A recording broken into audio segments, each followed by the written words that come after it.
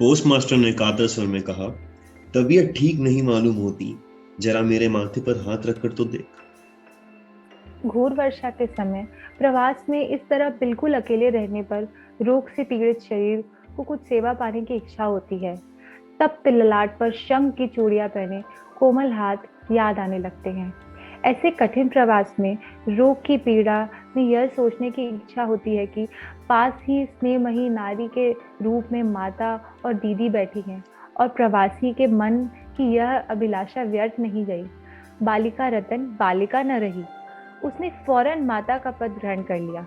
वह जाकर वैद्य को बुला लाई, याथा समय गोली खिलाई, सारी रात सिराने पर बैठी रही, अपने हाथों पथ तैयार किया और सैकड़ों बार पूछती रही, भैया जी कुछ आराम है? बहुत दिनों बाद पोस्टमास्टर जब रोग शैया छोड़कर उठे तो उनका शरीर दुर्बल हो गया था। उन्होंने मन में तय किया, अब और नहीं, जैसे भी हो, अब यहाँ से बदली करानी चाहिए। अपनी अस्वस्थता का उल्लेख करते हुए उन्होंने उसी समय अधिकारियों के पास बदली के लिए कलकत्ता दरख्वास्त भेज दी।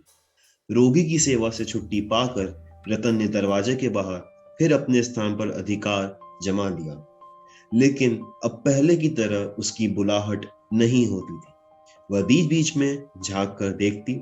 पोस्टमास्टर बड़े ही अनमने भाव से या तो कुर्सी पर बैठ रहे थे या खाट पर लेटे रहते।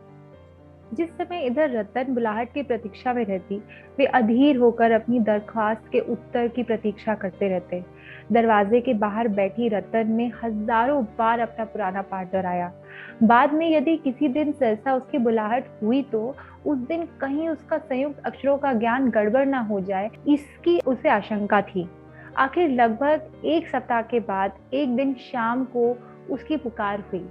कांपते हृदय से उसने प्रवेश किया और पूछा, भैया जी मुझे बुलाया था? पोस्टमास्टर ने कहा, रतन, मैं कल ही चला जाऊंगा।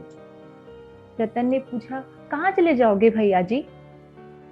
पोस्टमास्टर ने तभी कहा, घर जाऊंगा। रतन ने फिर पूछा, फिर कब लौटोगे? पोस्टमास्टर का उत्तर था, अब नहीं लौटूंगा। रतन ने और कोई बात नहीं पूछी।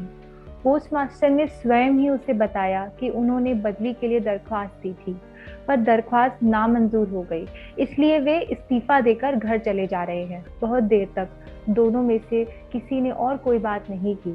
दिया टिमटिमाता रहा और घर के जीर्ण छप्पर को भेद कर वर्षा का पानी मिट्टी के सकोरे में टप टप कर कर टपकता रहा।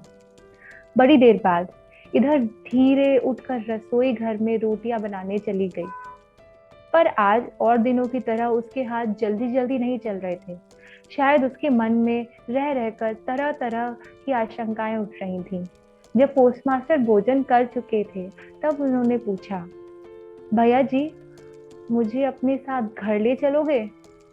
पोस्टमास्टर ने तभी हंसकर कहा, वाह, यह कैसे हो सकता है?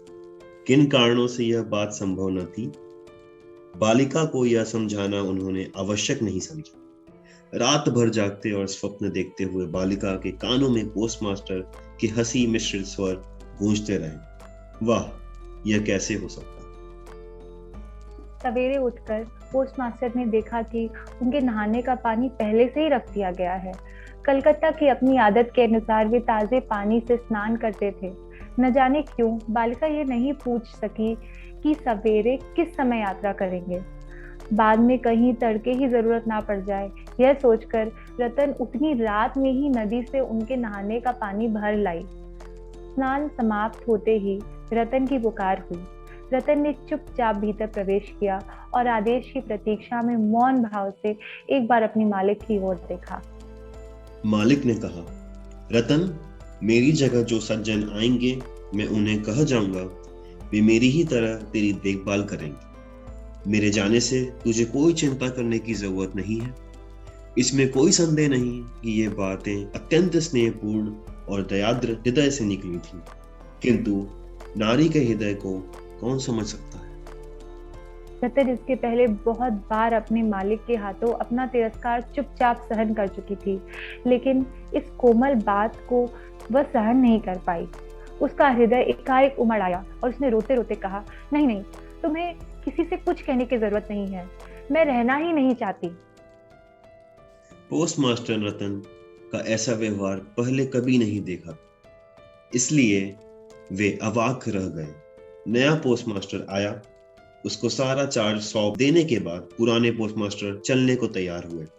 चलते चलते रतन को बुलाकर बोले, रतन, तुझे मैं कभी कुछ न दे सका, आज जाते समय कुछ दिए जा रहा हूं, इससे कुछ दिन तेरा काम चल जाएगा। तनख्वाह में जो रुपए मिले थे उनमें से राह खर्च के लिए कुछ बचा लेने के बाद उन्होंने बाकी रुपए जेब से निकाले। यह देखकर रतन धूल में लौटकर पैरों से लिपट कर बोली, भैया जी, मैं तुम्हारे पैर पड़ती हूँ, मेरे लिए किसी को कोई चिंता करने की जरूरत नहीं। और यह कहते कहते वो तुरंत वहां से भाग गई।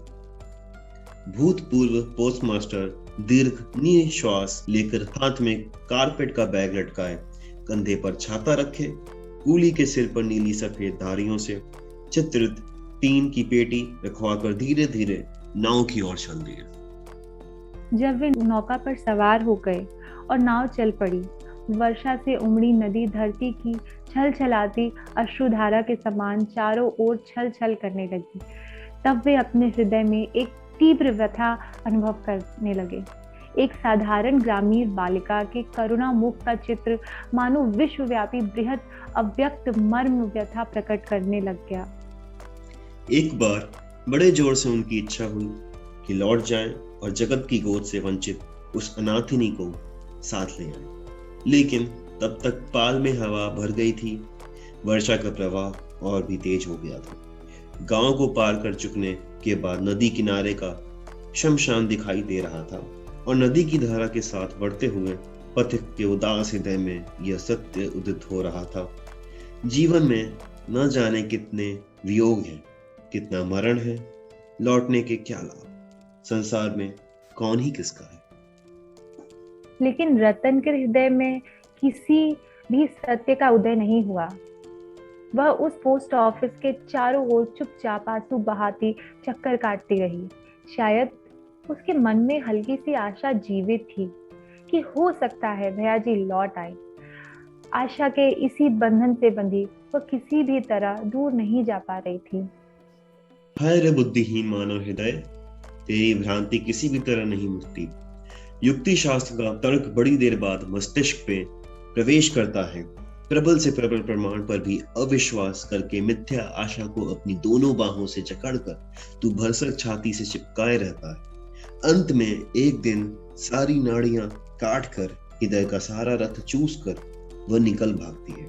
तब होश आते ही मन किसी दूसरी भ्रांति के जाल में बंध जाने के लिए व्याकुल हो उठता है।